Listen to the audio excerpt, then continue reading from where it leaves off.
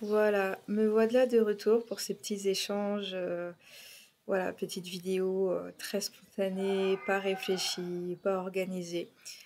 Juste pour poser dans la matière ce que je vis ici pour mon premier voyage en conscience en Égypte. Pour les personnes qui tomberaient sur cette vidéo par hasard, donc je suis énergéticienne, je travaille énormément avec les énergies d'Isis notamment, Anubis et Horus, très reliés du coup à l'Égypte antique. Et malgré le fait que ça faisait des années que je travaillais avec toutes ces énergies égyptiennes, ce n'est que voilà, maintenant en 2022 que j'ai eu l'appel de venir ici.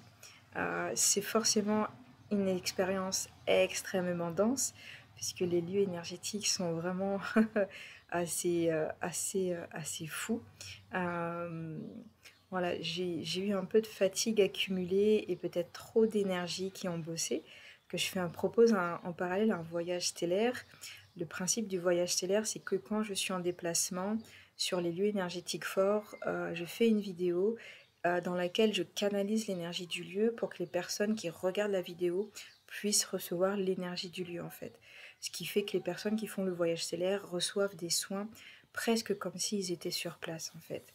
Et c'est vrai que du coup, je suis dans ce rythme-là où normalement je dois faire une vidéo par jour, ce qui est extrêmement demandeur énergétiquement, parce que du coup, moi, ça me demande d'intégrer, d'aller sur les lieux énergétiques, etc. Et donc, pas raté, j'ai fait une grosse détox. Euh, j'ai fait comme quelque chose de la grippe. Je suis encore un petit peu malade. J'ai pas encore complètement récupéré, mais j'ai fait une bonne fièvre à 40 degrés, un gros délire. Et pendant lequel il y a eu des nettoyages, différents nettoyages, pas que forcément moi. Il y avait mon histoire personnelle, mais des choses plus vastes aussi, et notamment sur les prêtresses. Et sur ce qu'ont vécu les prêtresses il y a très longtemps. Il y a eu des moments pas très sympas. Et, euh, et aussi, j'ai l'impression d'avoir reçu une initiation par rapport au scarabée égyptien. Et j'ai pas encore compris parce que je sais pas si c'est une notion de mort ou de renaissance ou si c'est plutôt par rapport au soleil. On pourrait dire par rapport au soleil parce que ça s'est activé après que je sois passée sur l'ancien site d'Héliopolis. C'était la cité du soleil pour les Égyptiens, c'était vraiment le centre dédié et tous les bâtiments étaient très reliés, sauf qu'il reste quasiment rien d'Héliopolis, à la fois parce qu'il y a déjà eu des destructions dans l'Antiquité, et à la fois la ville du Caire musulmane a été construite en allant piocher les pierres des anciennes cités, hein. Ça s'est fait partout dans le monde, en France aussi. Les pierres des châteaux, souvent, ils ont été démontés, ils se sont servis pour construire des maisons. Donc voilà, ça n'échappe pas à la règle en Égypte. Ils ont réutilisé les vieilles pierres, surtout que c'est des pierres de qualité et qui peuvent durer longtemps. Du coup, le site d'Héliopolis, il reste très peu de choses. Il reste un obélisque et quelques morceaux de ruines autour, en fait. Le site, il paye vraiment pas de mine, il y a quasiment personne qui va le visiter. Sauf que j'y suis allée le jour de l'équinoxe, en fait. Et c'était assez oufissime. C'était très fou parce que l'obélisque, il est encore en place. Et il y avait plein de choses qui s'activent, en fait. Et je crois que c'est le jour où moi, mon corps a fait oh là là, trop d'intégration d'un coup. Voilà, va falloir faire une pause par rapport à ça. Voilà.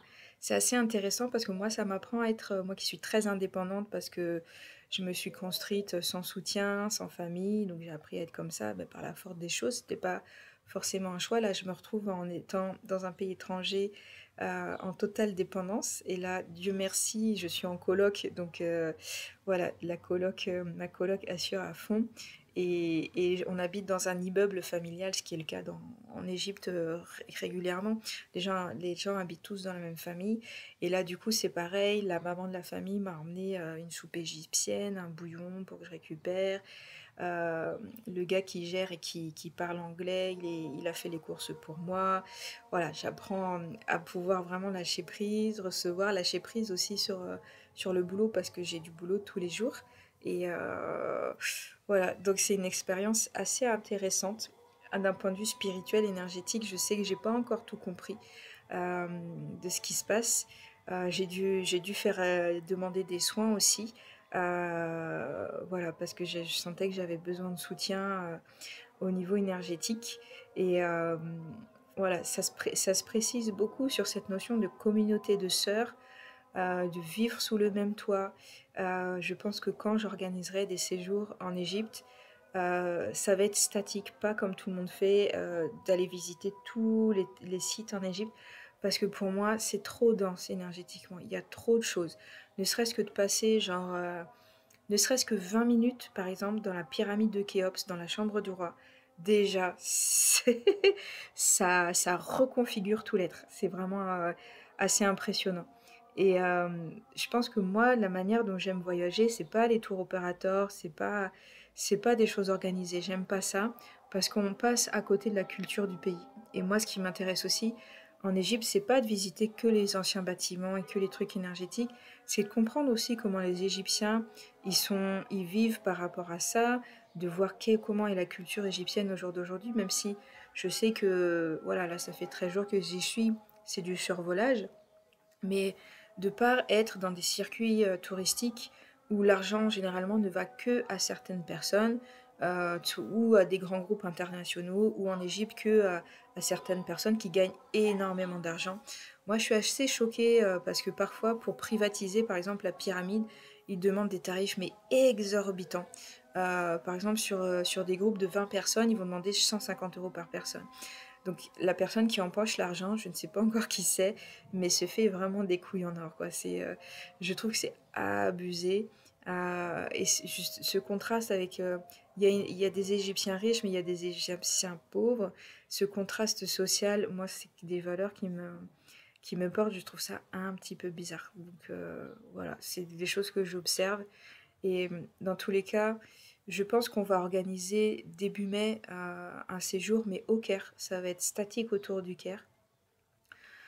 L'idée, parce qu'en fait, le Caire, il faut vraiment penser que c'est une ville extrêmement grande.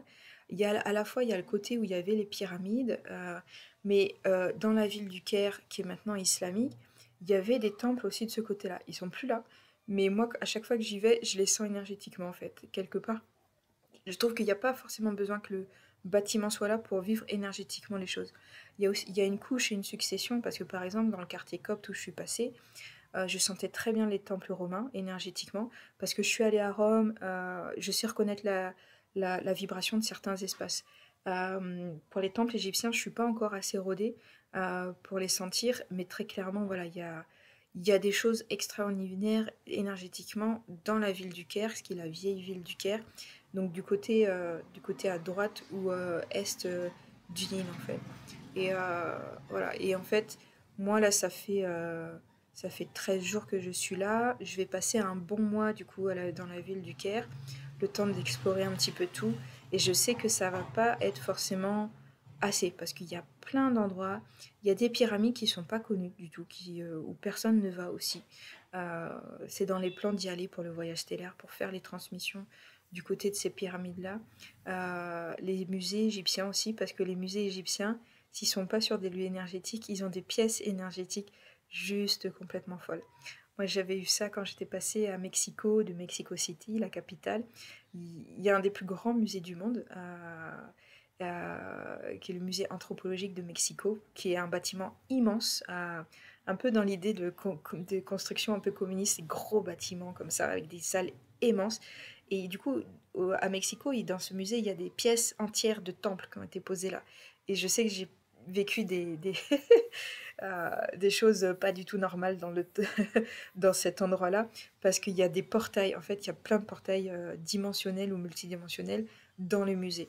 Et ça m'appelle depuis un petit moment du coup, il y a deux musées principaux maintenant, parce qu'ils sont en train de petit à petit clôturer l'ancien pour mettre tout dans le nouveau. Le nouveau, c'est celui où ils ont transféré les momies il n'y a pas très longtemps. Il y a eu toute une vidéo, un rituel, etc., très important qui avait été fait. Et, et voilà, du coup, les musées égyptiens, les pièces, elles sont vibratoires, donc on ira voir ça aussi. Et pour l'instant, de ce que j'ai discuté avec des Égyptiens et de ce que je capte aussi dans mes transmissions énergétiques, à la fois, il y a des gens qui vénéraient pas l'islam et pas la chrétienté et qui vénéraient du coup les choses égyptiennes. Il y a des gens en Égypte qui connaissent les anciens savoirs mais qui ne peuvent pas parler parce qu'il y a l'islam, parce qu'il y a des choses... voilà, j'ai envie de mettre le mot confrérie, peut-être qu'ils ont un autre mot pour se désigner pour ça. Moi, je rencontre un certain nombre de personnes qui ont, voilà, ils sont musulmans sur le papier, mais en fait, voilà, ils croient à d'autres choses. Après, je pense que j'attire ça, mais voilà, je suis tombée sur les bons interlocuteurs où on peut parler de choses différentes, de méditation et pourquoi, voilà, c'est des machines à guérir, ces lieux-là énergétiquement. Et aussi des personnes, des Égyptiens qui me disent non, mais le gouvernement, il sait très bien que c'est des lieux énergétiques et il le gère de cette manière-là. Et c'est pour ça qu'on fait payer très très cher, et que c'est très cadré, très encadré, etc. Voilà, c'est les retours que j'ai eus pour l'instant. Et je comprends aussi que les Égyptiens, ils fassent attention à ce qu'ils disent parce que voilà, le pouvoir, je pense qu'ils ne sont pas libres de parler de tout. Euh, Ouais, et donc voilà, j'y vais à tâtons pour poser des questions un petit peu plus sensibles. Et encore, j'évite toute question politique aussi, parce qu'il y a des choses que j'ai observées qui sont un peu étranges. Voilà, mais je veux pas poser de questions parce que je veux pas mettre qui que ce soit mal à l'aise par rapport à ça. Voilà. Donc voilà, c'était pour faire un petit partage, échange par rapport à ce que je vis. Moi, ça m'aide de poser ces choses-là aussi. Ça m'aide de les poser dans la matière à travers la vidéo. Voilà, donc moi j'ai toujours ce challenge de continuer le voyage stellaire. Donc je le continue jusqu'à la fin du mois. Après la fin du mois, je vais bouger sur Luxor et Assouan. Et je proposerai une transmission d'une semaine à Philae parce que je sens que je vais devoir aller tous les jours pendant 7 jours à Philae, que je vais devoir faire que ça. Voilà, donc je pense il va falloir faire ça et je pense que j'organiserai Inch'Allah, si Dieu veut, une retraite en octobre à Assouan et où tous les jours on va à Philae. Vraiment un truc féminin sacré, prêtresse d'Isis. Donc c'est en projet, pour l'instant, voilà, je suis là comme j'étais malade, j'ai pas eu le temps d'aller finaliser, d'aller poser ces choses-là. Euh, mais voilà, c'est ce qui se dessine, c'est un séjour au Caire, du coup au mois de mai, en sachant que moi j'ai trouvé des billets d'avion. Moi, mon billet d'avion, j'ai payé 200 € aller-retour. Avec certaines compagnies d'avion, c'est vraiment pas cher ça me paraît vraiment accessible. Et j'essaye de faire en sorte aussi, comme on n'est pas sur des bateaux, sur des dahabiés, sur des circuits touristiques classiques, j'espère pouvoir proposer un prix vraiment beaucoup plus bas que par rapport à ce qui se propose, de ce qui est proposé habituellement. Il faut savoir que dans le tourisme, les gens ils s'en mettent plein les fouilles. C'est pas toujours justifié. C'est pas toujours justifié. Là, on m'a proposé, il y avait un groupe de Brésiliens qui m'ont proposé, bref, par personne interposée, d'aller dans la pyramide. C'était 150 ou 230 € pour pouvoir aller dans la pyramide tout seul. Moi, ça m'intéresse pas. D'autant qu'à chaque fois que je vais dans la pyramide de Khéops, je peux rester des heures. Les gardiens, à chaque fois, je ne sais pas trop pourquoi, mais ils me laissent tranquille, ils me disent pas de sortir. Et j'ai pas besoin de payer de bakshish. Donc voilà. Et donc peut-être voilà, le séjour que je vais organiser, ça va être, je vais essayer le plus possible à la fois d'être dans la réalité de la vie du Caire, de vous apprendre quelques mots d'arabe, ça me paraît hyper essentiel, d'arabe égyptien. J'ai commencé moi à prendre des cours d'égyptien, du coup je suis à mon 3e cours d'égyptien, c'est très très très très dur, mais vraiment ça sauve la vie. Ça sauve la vie pour la vie quotidienne de tous les jours. Voilà, c'est vraiment dans l'interaction avec les autres, ça change beaucoup beaucoup beaucoup de choses. Et voilà, j'expérimente aussi d'être voilée aussi de temps en temps, je le fais pas tous les jours. À la fois parce qu'on passe plus facilement, à la fois il y a quelque chose d'extrêmement intéressant spirituellement en mettant un voile sur soi. Là, je le mets le voile à la musulmane, du coup, parce que on est dans un pays musulman. Mais c'est vrai que j'en discutais avec d'autres collègues, Priscilla Châtaignier, du coup, qui va me rejoindre du coup au mois d'avril. Et qu'elle, quand elle fait les séjours à Jérusalem, tout le monde a envie d'être voilé. Alors, c'est pas du voile serré, hein, juste d'avoir quelque chose sur la tête, en fait. On est pas mal à le ressentir dans des lieux sacrés de faire ce geste-là, en fait. Comme, euh, comme une gratitude au divin. Moi, c'est un petit peu comme ça que je le vis, parfois comme une protection du divin aussi. Je le vis parfois aussi comme ça. Je reçois beaucoup d'amour parfois quand je suis voilée. C'est une notion de respect aussi, tout simplement, qui est intéressante, une notion de respect et de sacré.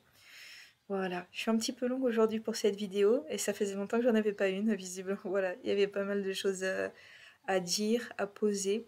Voilà, il y a peut-être un petit peu d'énergie hein, qui passe aussi à travers ces vidéos que je fais là. Parce que moi, d'une certaine manière, quelque part, je me décharge en faisant cette vidéo et ça me permet, voilà, d'être posée. Voilà, même si voilà, les gens qui font le voyage stellaire ont un contenu encore beaucoup, beaucoup plus dense énergétiquement. Et voilà, du coup, voilà pour aujourd'hui. Je pense que je peux terminer la vidéo pour aujourd'hui. N'hésitez pas en commentaire.